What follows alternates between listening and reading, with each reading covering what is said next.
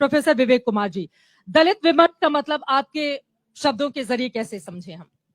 चित्रा जी, हमारे यहाँ मान्यवर कांशीराम जी थे, वो ये कहा करते थे कि जो हमारा विपक्षी है वो बड़ा शक्तिशाली है, बहुत शक्तिशाली है और इतना चतुर है कि दलित विमर्श पर हम बात कर रहे हैं, लेकिन एक बार भी हमने दलित पर नहीं बात करी। अभी तक हम रामचरितमानस पर ही बात कर रहे हैं। तो मुझे लगता है कि आजकल हमारे प्रधानमंत्री जी भी कहते हैं कि गिलास कोई आधा खाली कहता है, कोई आधा भरा कहता है, लेकिन कोई ये कहता है कि गिलास जो आधा खाली है वो हवा से भरा है।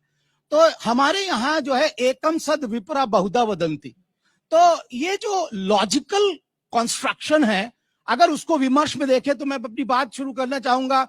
बाबा साहब ने कहा, when they wanted a Veda, they called for a Vedi Vyas, who was not a caste Hindu. When they wanted a epic, they called for Valmiki, who was untouchable. And when they wanted a constitution, they called for me. तो ये बताइए मुझे, ये जो विमर्श है, इसमें हम आज 21वीं सदी में, और मैं इसीलिए ये लाया था एजेंडा, दलित एजेंडा 2050। मैं ये कह रहा हूं कि हम समाज की सकारात्मक छवि को स्थापित करना चाहते हैं। हमारे समाज में, जैसे बाबा साहब ने जो संविधान लिखा, 7,635 अमेंडमेंट आए उसको, और सबको पढ़ा, 5,132 को उन्होंने खारिज किया, और तब कहीं जाके 395 अनुच्छेद वाला हमारा संविधान बना। आज हम यहां पर जो बैठे हुए हैं, क्या बाबा साहब अंबेडकर के द्वारा भारत के संविधान के साथ राष्ट्र निर्माण में जो भूमिका निभाई है, क्या उस पर विमर्श कर सकते हैं?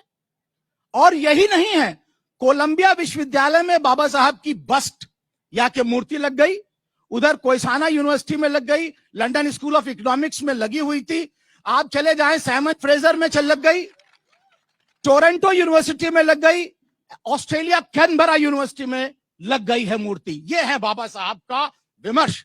आप ये देखिए,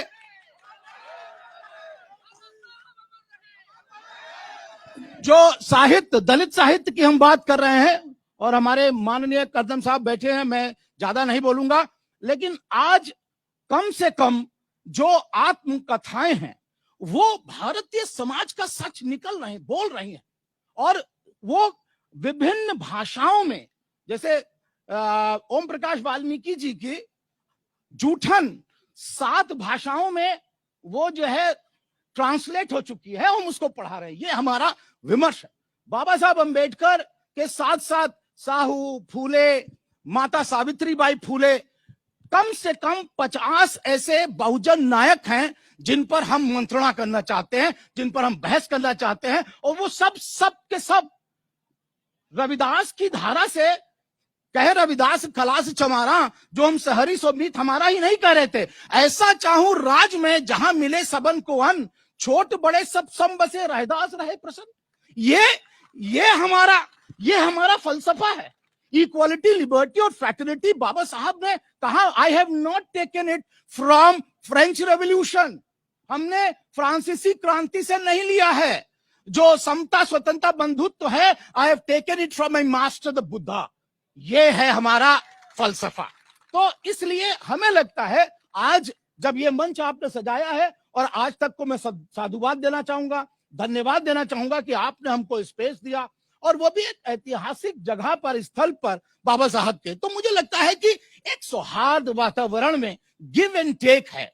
नॉलेज कैन नॉट ग्रो यूनिलियरली, आप एक समानता नहीं, हमेशा से भारतवर्ष में मीमांसाएं लिखी गई, और 64 स्कूल्स ऑफ फिलॉसफी हैं, 64, एकवाद, अनेकवाद, उपेक्षवाद, सापेक्षवाद, और यहां तक कि व्याकरण को भी जो है माना गया। तो इसलिए बाबा साहब ने कहा, जब राष्ट्र निर्माण हम काम करेंगे तो हमें विस्मृति का भी काम करना पड़ेगा।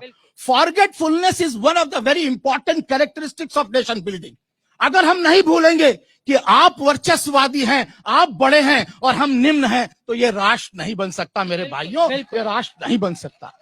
आइए, लेट्स कम टुगेदर, कंट्रीब्यूट। आप जब जिसे कहना चाहिए सिराज अहमद खान जब विकेट ले रहा था तो वो भारत के लिए ही ले रहा था, और जब बाबा साहब अंबेडकर संविधान लिख रहे थे तो भारतवर्ष के लिए ही लिख रहे थे।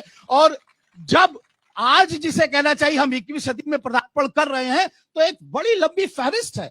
अरे वो क्या गाना है जिसको मोहम्मद रफी गा रहे हैं और लिख रहे हैं मजरू सुल्तानपुरी, और उसको लयबद्ध कर रहे हैं वो भी मुस्लिम हैं। ध्रुपद गायकी शुरू हो रही है तो संस्कृत श्लोकों से शुरू हो रही है।